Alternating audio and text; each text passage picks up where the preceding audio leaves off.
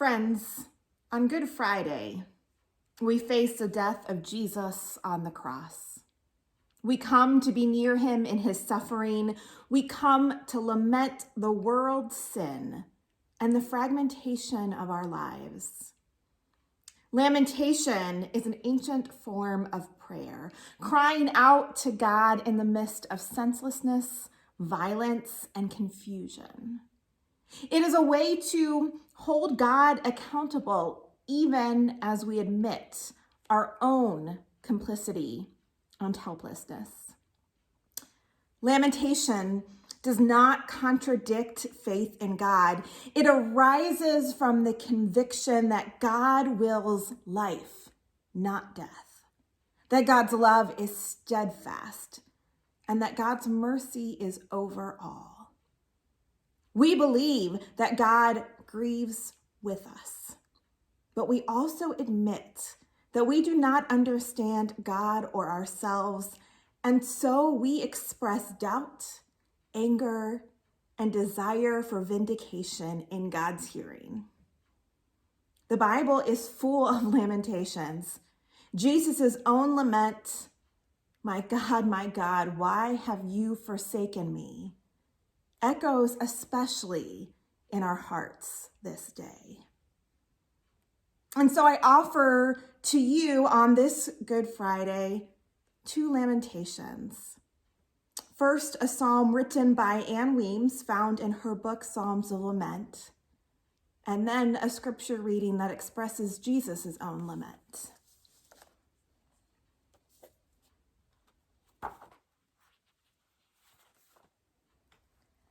Lament Psalm 27. O God of my heart, it is your name I call when the stars do not come out. O God of my soul, it is to you I turn when the torrents of terror drown me. O God of mercy, it is for your hand I reach when I stumble on the stones of sorrow. O God of justice, it is to you I cry when the landslide of grief buries me. I stand beneath the night where stars used to shine and remember gazing mesmerized at the luminaries of the sky until I could walk the ink blue beach between their shining. Then their shining stopped, for they left the sky, and you, O God, left with them. And I am left alone, beneath a starless sky with a starless heart that barely beats. Will your stars never shine again? Will they never again speak of your mystery? Will they never again sing their songs to my soul? Will I never again know the wonder of the God of star and sky? O God of my heart, peel back the night and let the starlight pour out upon my upturned face. Let my eyes drink a sky of stars. Let my heart bathe in the stunning light until my soul sings again with the conviction of the faithful. In your mercy and justice, O God of my heart, call me by name, and the stars will shine once more, as they did on that morning when they first began to sing.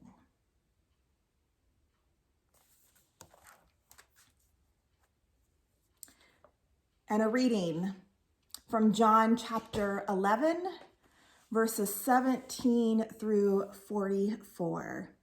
Listen to Jesus' own lamentation.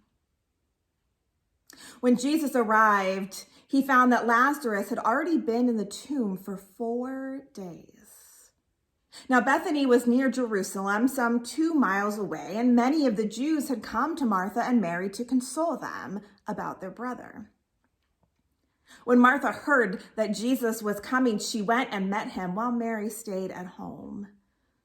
Martha said to Jesus, "Lord, if you had been here, my brother would not have died. But even now I know that God will give you whatever you ask of him." Jesus said to her, "Your brother will rise again." Martha said to him, I know that he will rise again in the resurrection on the last day. Jesus said to her, I am the resurrection and the life. Those who believe in me, even though they die, will live. And everyone who lives and believes in me will never die. Do you believe this? She said to him, Yes, Lord. I believe that you are the Messiah, the Son of God, the one coming into the world. When she had said this, she went back and called her sister Mary and told her privately, the teacher is here and he is calling for you. And when she heard it, she got up quickly and went to him. Now Jesus had not yet come to the village, but was still at the place where Martha had met him. The Jews who were with her in the house consoling her saw Mary get up quickly and go out. They followed her because they thought that she was going to the tomb to weep there. When Mary came where Jesus was and saw him, she knelt at his feet and said to him, Lord, if you had been here, my brother would not have died. When Jesus saw her weeping, and the Jews who came with her were also weeping, he was greatly disturbed in spirit and deeply moved. He said, Where have you laid him? They said to him, Lord, come and see. Jesus began to weep. So the Jews said, See how he loved him? But some of them said, Could not he who opened the eyes of the blind man have kept this man from dying? Then Jesus, again greatly disturbed, came to the tomb. It was a cave, and a stone was lying against it. Jesus said, Take away the stone. Martha, the sister of the dead man, said to him, Lord, already there is a stench, because he has been dead for 4 days. Jesus said to her, Did I not tell you that if you believed, you would see the glory of God? So they took away the stone. And Jesus looked upwards and said, Father, I thank you for having heard me. I knew that you always hear me.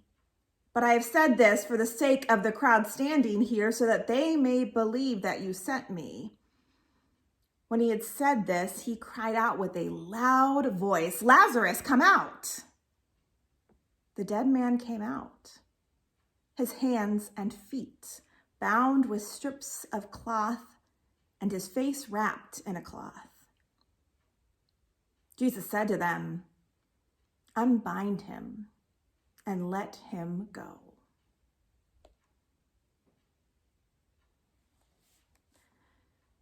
Jesus began to weep, Scripture tells us, or simply Jesus wept. As children, we clamored to be the first person to choose this verse to memorize. It's the shortest verse in the Bible. In some translations, a mere 2 words. Its popularity has stemmed from its length, but these few words are so profound. Jesus wept. Jesus began to weep. Why does he weep? Why does this man who is supposed to be stronger and braver than a man weep? What are we forced to see as we look at where his tears come from, as we look at where our tears come from? Perhaps love caused him to weep. The people around him said that he's weeping because he loved Lazarus. He loved this man who was one of the only friends mentioned by name in the Gospels who doesn't seem to be a disciple. He loved his friend. Maybe Lazarus was one of the few people that he didn't have to be the Messiah with. He could just be himself. Somebody he could honestly share about what he's feeling and the pressures, and maybe even have a drink with once in a while. Lazarus was his friend and he loved him. And so Jesus began to weep. Lord, if you had been here, my brother would not have died, Martha tells Jesus. And so he begins to weep. Lord, if you had been here, my brother would not have died. Mary tells Jesus. And so he begins to weep. Perhaps he weeps because he too knows this is true. Chances are he already said it to himself. If I had just been here a few days earlier, if I had just rearranged my schedule, I could have been there. After all, if he really is the resurrection and the life, he could have kept this man alive. He had chosen to wait, and even if it was the right decision, because he has the world on his shoulders, not just one man's life, even so he inflicted pain on those he loves. And so Jesus begins to weep. Perhaps he weeps for those who do not love him, for those who cannot or will not see. Could not he who opened the eyes of the blind man have kept this man from dying? They said. For those who choose hate instead of love, for those who choose to ridicule instead of showing compassion for them, Jesus began to weep. Scripture tells us Jesus was greatly disturbed in spirit and deeply moved. He looks upon the cave that they laid Lazarus in and weeps. He weeps for the suffering of those he loves. He weeps at the forces and powers that are working to destroy their lives, that are working to destroy our lives.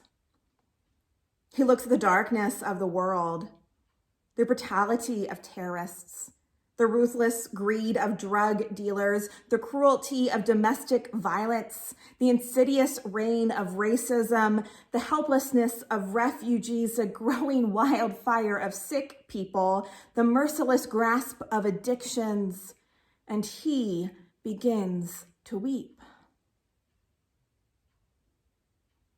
Perhaps Jesus weeps because he knows that the time has come.